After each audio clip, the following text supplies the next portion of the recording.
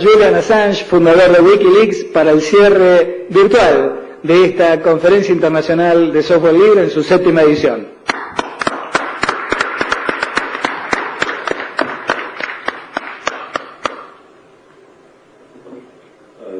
Can everyone hear me in Buenos Aires? Yes, of course. Let me introduce you. Are the translators ready? Okay, we'll try and do this. So this is the first time that I have spoken to people outside the embassy since my internet was cut off. It's a bit unusual for me to be trying to do a talk by telephone, but I like a challenge, so we're going to try and do it. Normal para mí hablar por teléfono así, pero vamos a intentar hacerlo mejor. So first of all, thank you to the Computers Workers Union who put this event together and organized it. I see that quite a lot of universities are involved in Argentina, and there's some interesting people here. It's quite nice to see actually such support for the free software movement and for ideals that I have fought for a long time by the government of Argentina and other institutions within Argentina.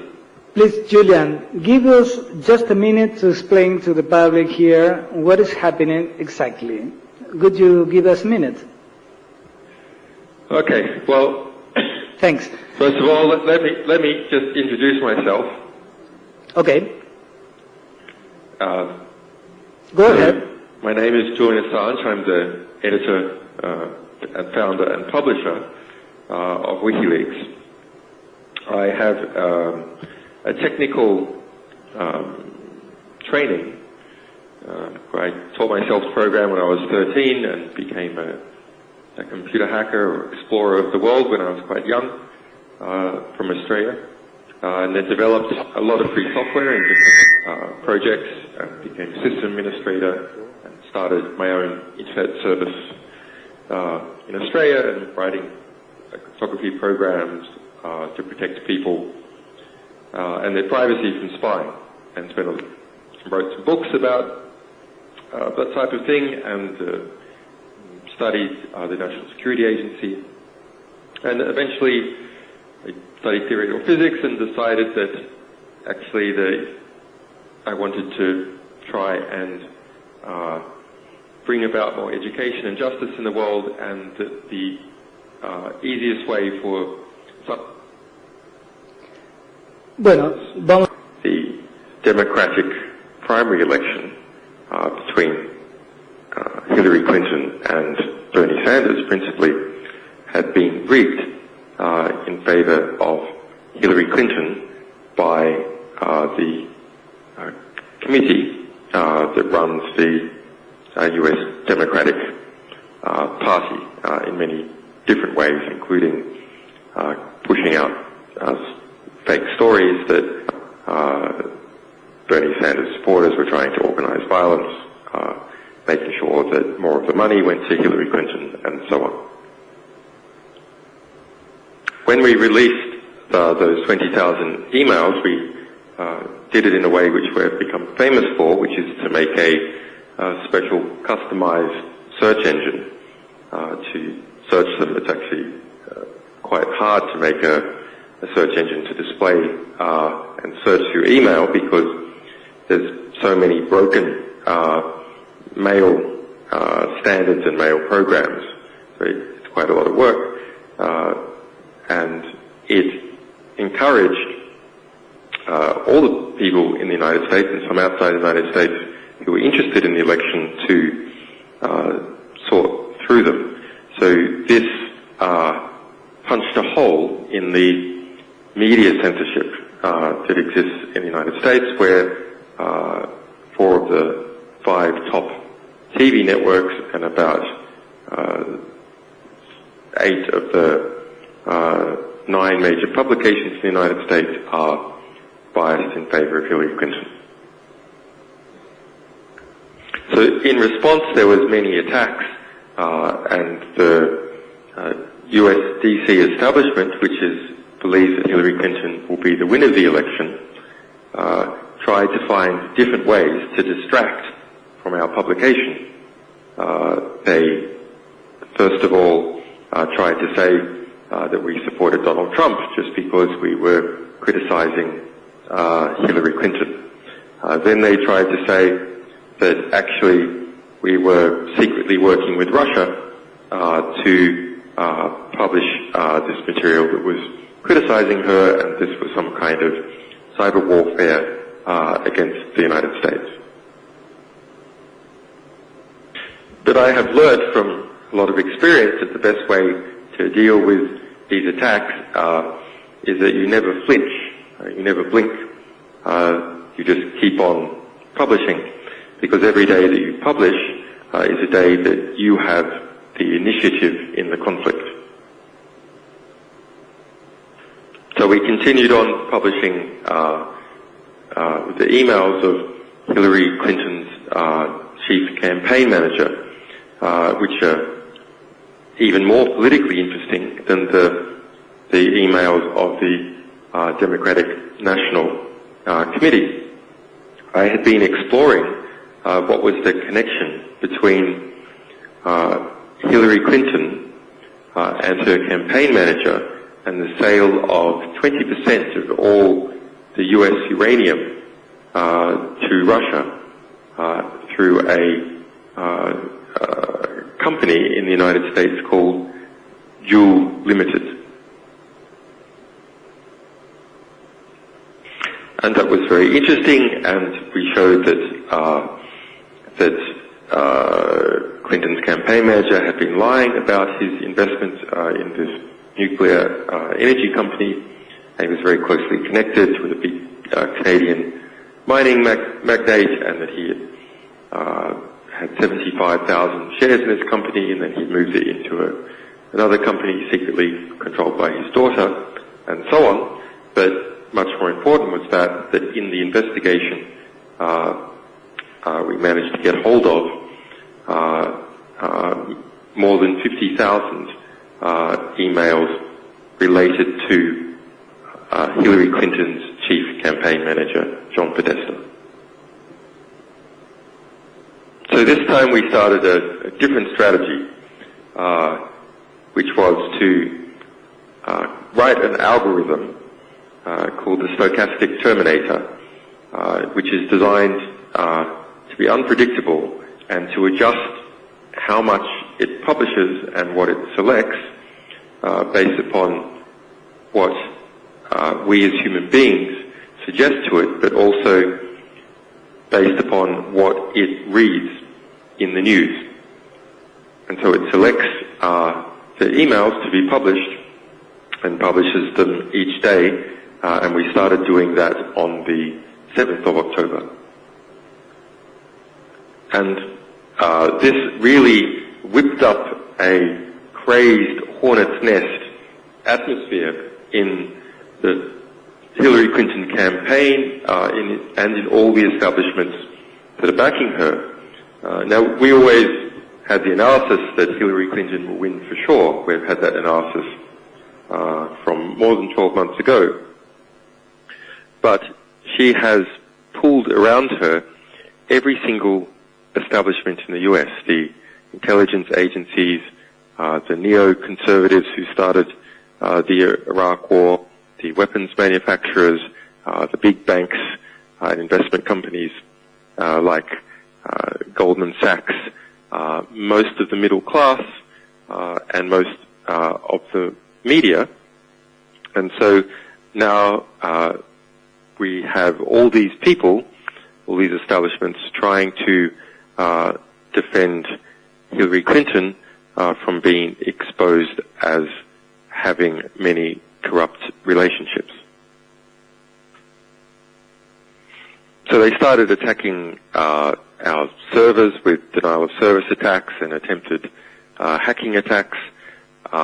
There was and there is a amazing ongoing campaign where fake documents were put in the UN and in the British courts to accuse me of being both a Russian spy and a pedophile and a molester of children.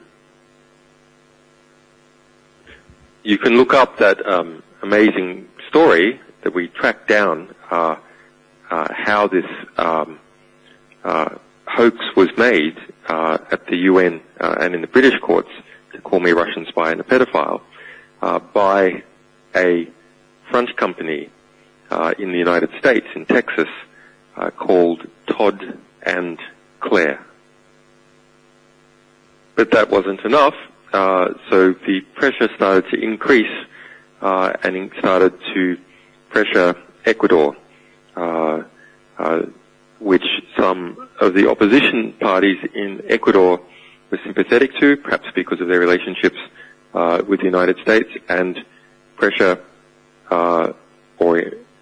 statements made to Ecuador at the political level and at the intelligence level that I needed to be stopped or there would be consequences.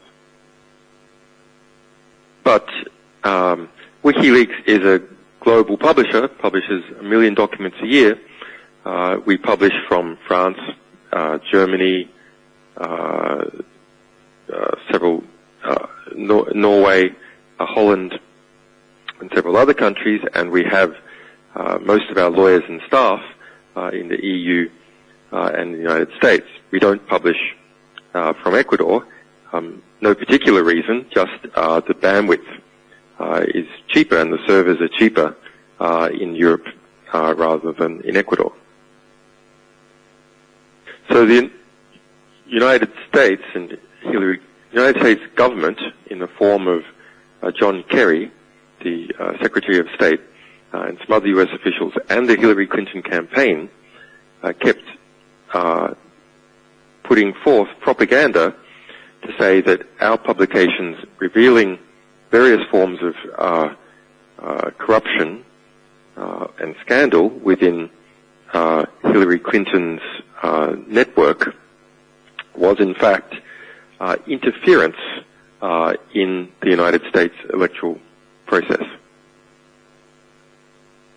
But this is not interference in the electoral process. This is the definition of the electoral process, is for media organizations, and in fact everyone, to publish the truth and their opinion about what is occurring. There cannot be a free and informed election unless people are free to inform. So you basically have the Obama administration taking control of parts of the government and using the government to try and shut down critical, true information being revealed and analyzed by Wikileaks, being read by the American population. So now let's look at it from Ecuador's point of view. While I disagree that they didn't give me any notice about what was occurring, I did not like how it was done. I am very sympathetic as to the concern that the Ecuadorian state had. Ecuador, like most states that are not empires, has a policy of non-intervention in the interior processes, including elections, of other states. Now, it makes perfect strategic sense why small states should have such a policy, because if they do not have such a policy, larger states can use that as the excuse to intervene in their affairs or their elections. So here we have a dilemma. On the one hand, Wikileaks is a publisher that doesn't publish from Ecuador, and it is a publisher. Its duty and its obligation is to publish everything that is true that it can get its hands on about a very important election that is occurring right now in the United States.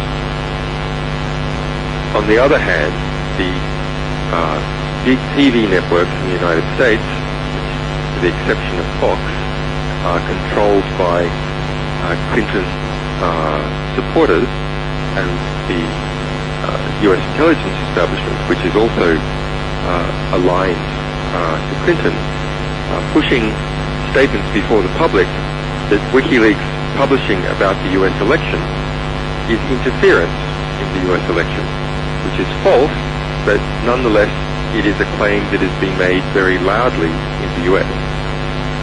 And this claim, although false, could be used to legitimize the United States interfering in Ecuador's election next year. Now, of course, we actually publish from Germany, France, Holland, Norway, and so on. The United States has, as far as we're aware, not tried to apply significant country pressure to those countries.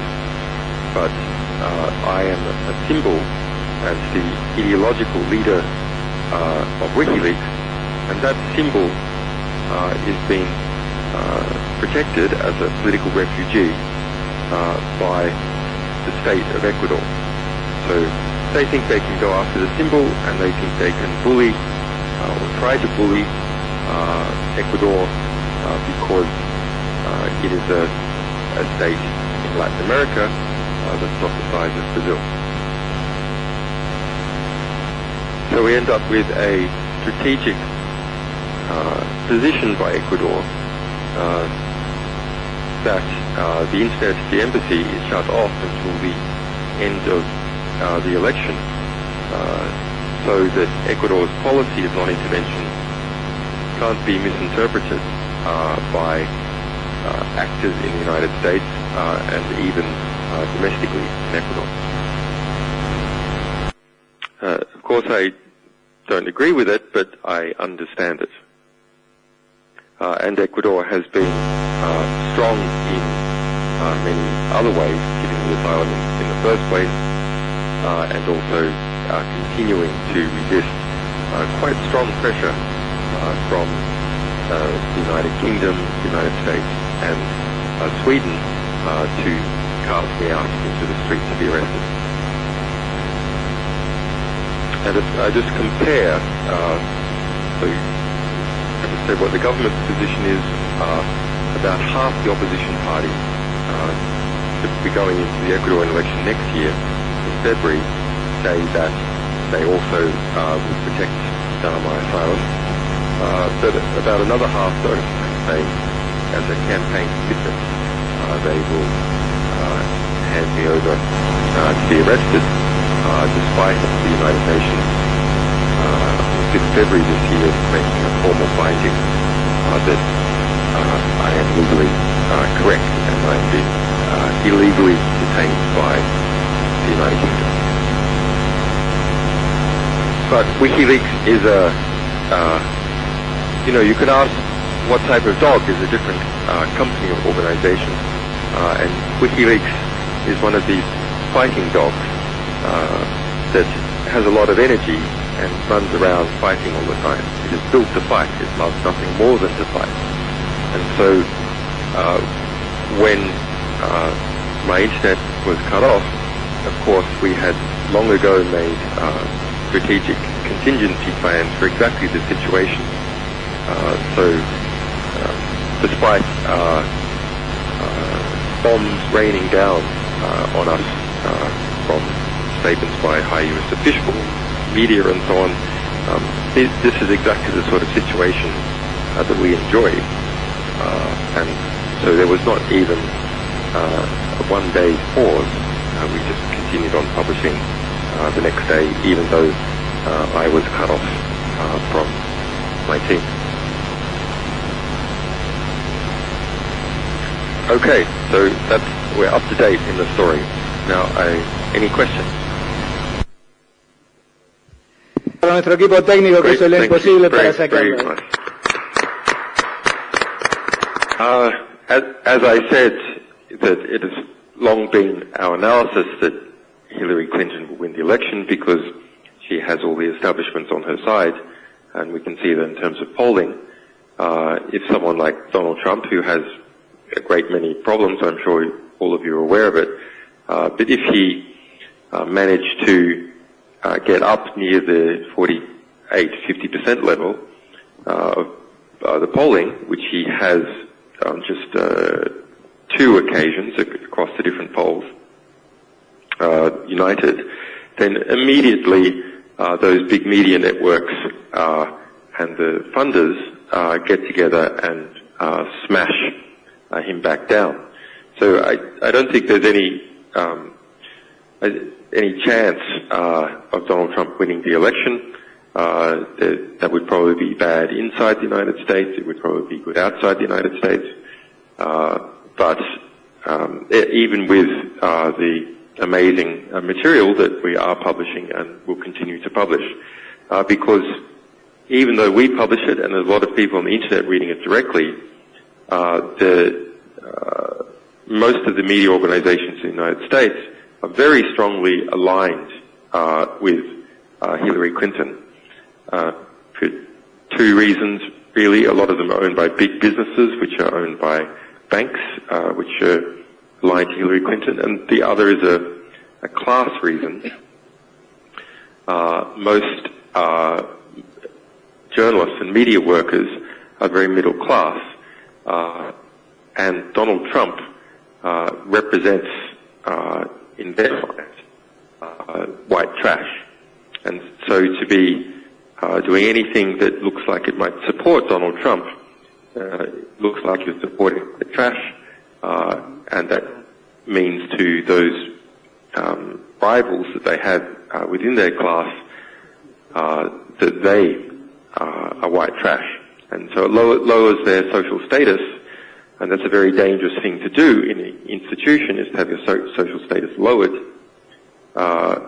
because someone else might get your job or the job that you want to have with the institution. So there's a lot of conformity and a lot of fear about criticizing Hillary Clinton in any way at all, so it reduces the impact of even very significant material that is released. But what is the impact for Latin America? Well, I think it's extremely positive because I think that this is the first time in U.S.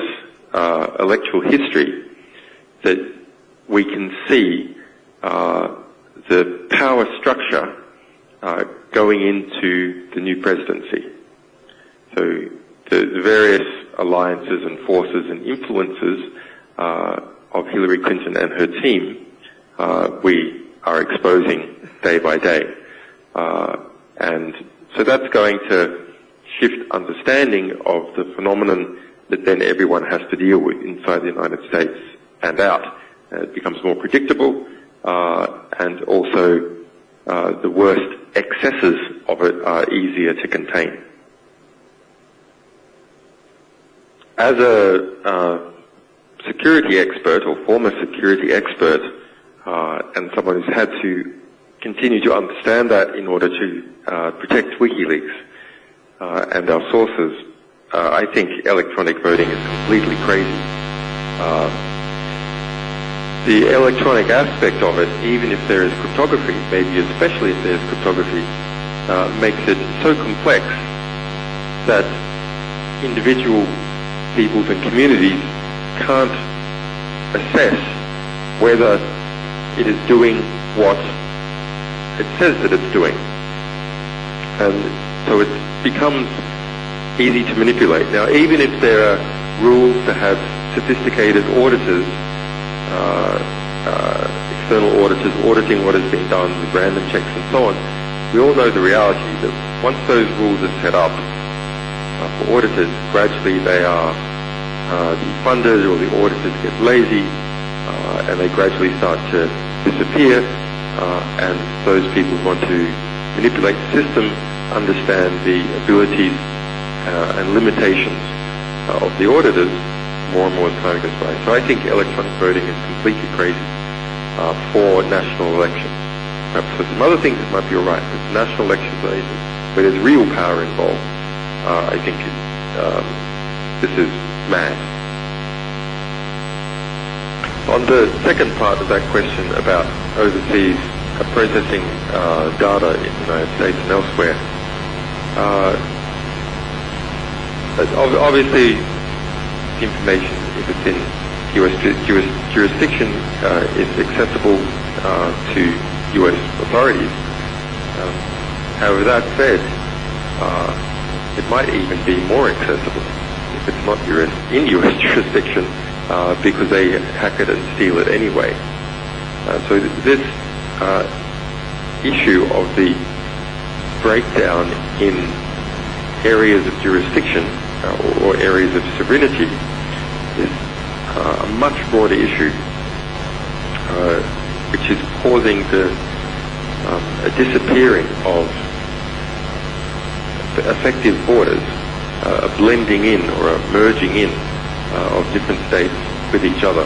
There's a lot of benefit to that, but on the other hand, it seems quite likely that the largest, most powerful electronic states, like the United States, maybe like China in a few years, will be able to hold and gather together critically important functions of other countries, and then we'll be able to squeeze these functions, both in terms of obtaining data from them, but possibly more importantly, in terms of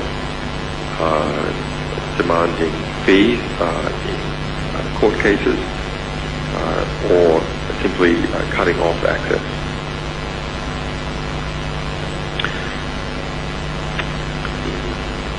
The power structures of the whole world are becoming computerized. That shouldn't be any surprise to anyone in this room. And therefore we, as technological workers, can have a unique ability to shape the power that is to become, and not simply be useful idiots, which is how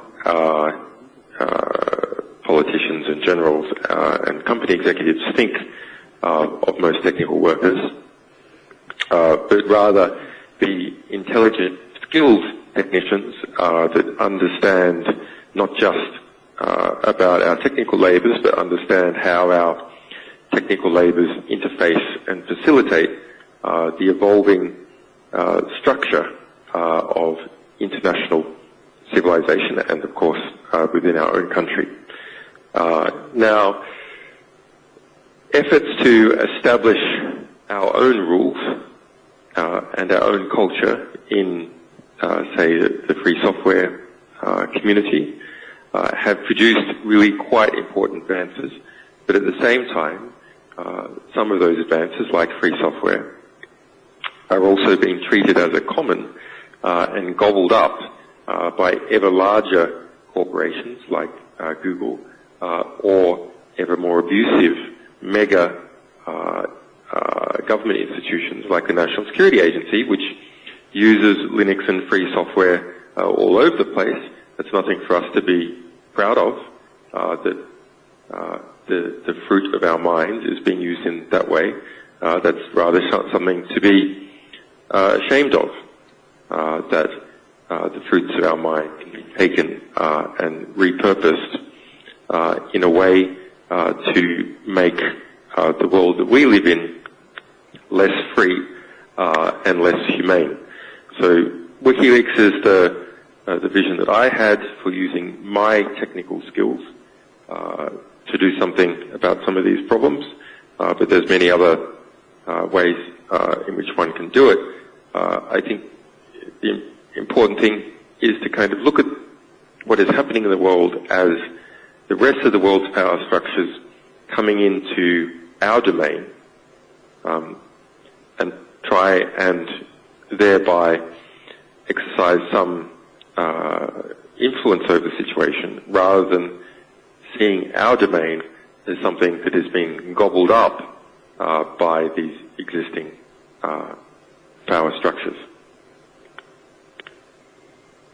It is a very important question. One of the major power elements in society, one which shapes our thinking about the problems that we have, and our solutions to our problems can only be as good as the clarity of our thinking, is of course the media, the mass media. And we're also shifting into control of social media. So why social media and easy internet publishing has broken through a lot of the censorship on behalf of various establishments that the mainstream media has been performing. At the same time, there is consolidation in the owners of social media that is leading to various forms of censorship. There's a great book that's been published in I think it's in Argentina, it's definitely in Spanish, called Wikileaks, and that is an analysis of the Latin American media, looking at the cables that Wikileaks published, showing the relationships between the US State Department and the various media oligarchs in Latin America. Now, why did a separate book have to be published on that? Well, because obviously the Clarion Group was not reporting about the Clarion Group, and there also exists a type of truce between the different media owners and even amongst journalists to not report critical information about these groups or individuals that you would think would be rivals, but they're too scared to get into a media war with each other, so they tend to censor news that is critical of the media. Now, in the one of the things most remarked on by our recent publication about the DNC and Hillary Clinton's campaign is how many unethical journalists were exposed. So journalists who were checking to make sure that Hillary Clinton was, or Hillary Clinton's campaign manager was approving of what they wrote, private parties with more than 65 different journalists where they didn't report on anything that happened at the party with Hillary Clinton or campaign manager John Podesta cooking together and so on. But you're right, the full archives of the New York Times or the Clarion Group or CNN would make a very big difference to people's opinion and help to understand those power networks. We did it for Sony Corporation. Sony Corporation, while it's not a news corporation, it is a media corporation. And that showed very interesting things. For example, that Sony tried to do a deal with UK Prime Minister David Cameron at the time of the Scottish referendum in 2014 to not air a TV series which was pro-Scottish until after the referendum. So he met with David Cameron, and that was the strategy letter going into that meeting. They wanted to do that, and what could they get from Cameron? Well, they could get some tax concessions from the UK Prime Minister in exchange for killing off this TV series about Scotland, which would increase Scottish nationalism. So those sorts of games are at play in all the big media groups. De acá de la Asociación Gremial de Computación. Gracias también a nuestra compañera traductora, ha hecho un impecable trabajo. Thanks guys. Stay strong. Bye bye. Muchísimas gracias, Julian. Esperamos contar con tu participación en otro evento organizado, tal vez en un futuro.